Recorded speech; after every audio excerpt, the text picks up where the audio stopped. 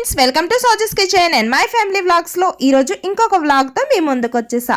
అలాగే ఇంకా మార్నింగ్ అయితే మా పిల్లలు స్కూల్కి వెళ్ళిపోయారు. ఇంకా వచ్చే టైంకి అయితే మెంతుకూర పప్పు చేయాలని చెప్పి చక్కగా నేనైతే ఎప్పుడు కూడాను రెండు మూడు రకాల పప్పుల్ని కలిపేసే వండుతాను.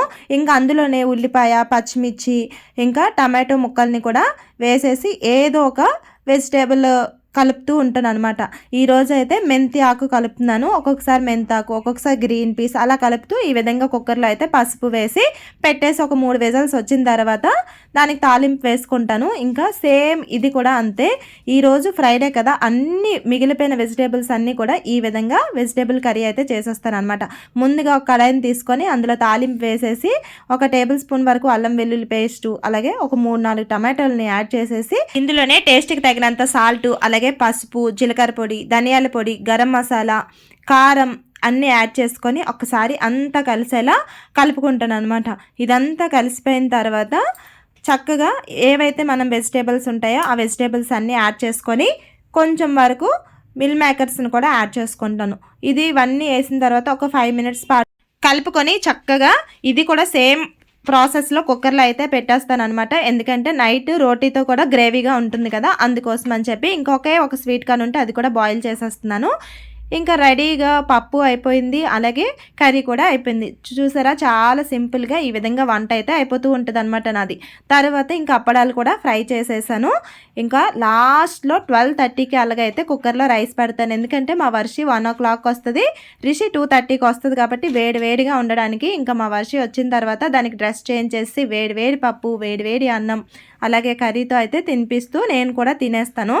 ఇంకా మా పిల్లలు ఇద్దరు వచ్చినప్పుడే అమెజాన్ నుంచి అయితే నేను కొన్ని గ్రాసరీ ఐటమ్స్ అయితే ఆర్డర్ పెట్టాను. ఒక 2 days బ్యాక్. ఈరోజు అయితే వచ్చాయి. ఇంకా వాళ్ళ ముందు వస్తే ఆగుతాయా, ఇంకా ఎన్నో రకాల టాయ్స్ ఉన్నాయని ఏదేదో ఎక్స్పెక్ట్ చేసి ఓపెన్ చేశారు.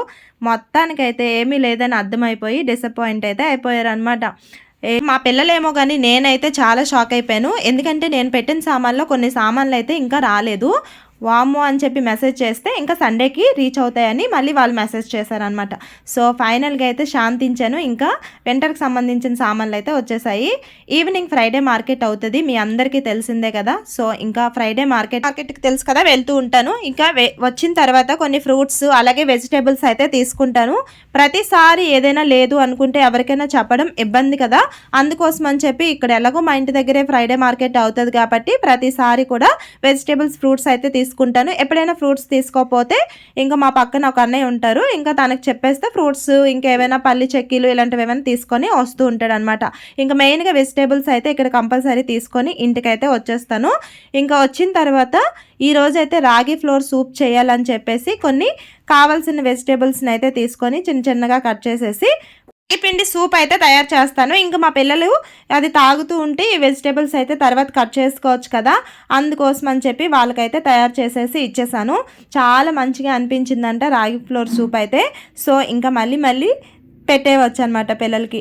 సో ఇంకా ఈ విధంగా నేనైతే వెజిటేబుల్స్ అయితే కట్ చేసుకొని బాక్సుల్లో పెట్టేసి ఫ్రిడ్జ్లో పెట్టుకుంటాను. ఇంకా మెంతికూర, ఇంకా పాలకూర, కొత్తిమీర ఇలాంటివి ఉంటాయి కదా, అవన్నీ కూడా రేపు మార్నింగ్ అయితే కట్ చేసి పెట్టుకుంటా. ఎలాగో హాలిడే కదా. సో మరి మీకు ఈ వ్లాగ్ అనేది నచ్చిందా? నచ్చితే ఒక లైక్ చేయండి, అలాగే వీడియోస్ని సబ్స్క్రైబ్ చేసుకోండి.